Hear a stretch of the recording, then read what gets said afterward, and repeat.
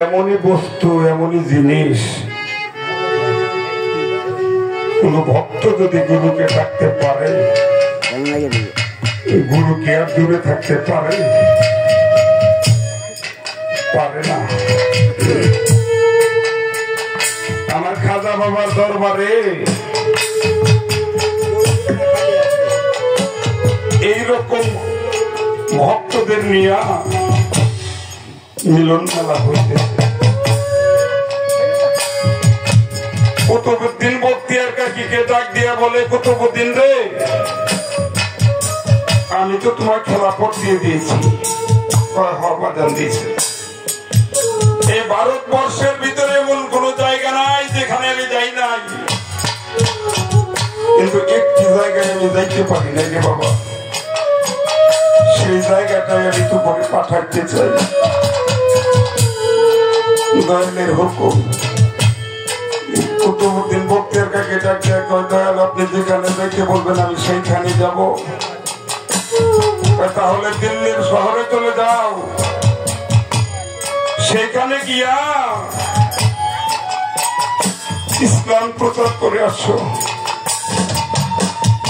ওইখানকার মানুষ এখনো মুসলমান হয় নাই।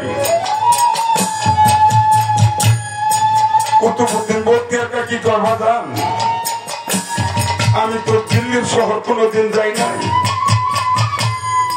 সেখানে আমার ভাই নাই, বন্ধু নাই, এমন কোন দরদি নাই যে সেখানে গিয়ে আমি দাঁড়াবো। খাজা বাবা কুতুবউদ্দিনকে ডাক দিয়া বলে, কুতুবউদ্দিন রে, সেইখানে যাইয়া যদি তুই কোন বিপদে পড়ে যাস, তুই আমার দয়ালকে একটু স্মরণ করিস। কুতুবউদ্দিন চলে গেছে। ওই শহরের বাদশা ছিল আলতামাস।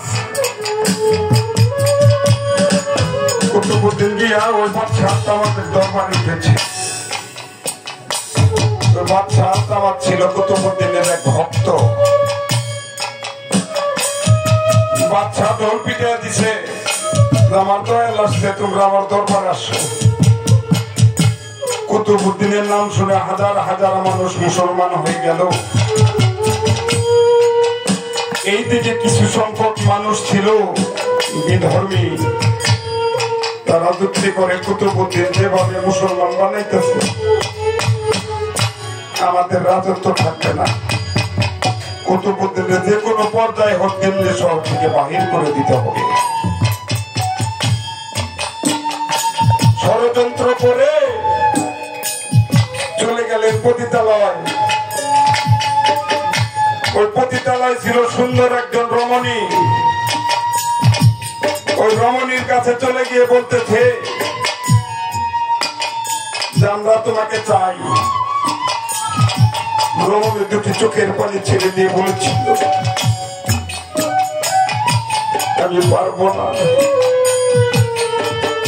আমি যে 5 মাসের অন্তঃসত্ত্বা, তোমাদের মনের আশা আমি পূরণ করতে পারবো না। বলেছিল আমরা তোমার দেহ চাই না, আমরা চাই শুধু তোমার একটু সাহায্য। কিরকম?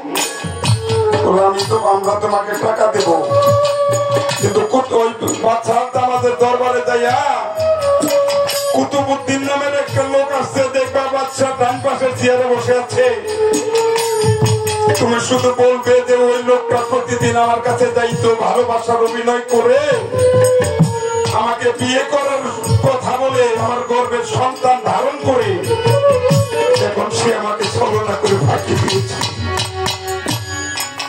আমরা তোমাকে 20,000 টাকা দেব। ওই নারীটা টাকার কাছে বিক্রি হয়ে গেছে। বাদশা আমাদের দরবারের কার্যক্রম শুরু হয়ে যায়। এইদিকে তো ওই নারীটা দৌড়াইয়া যাইয়া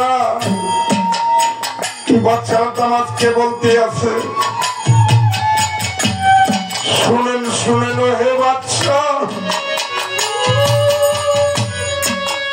আমি আপনারে জানাই একটা বিচার আছে গো বাদশা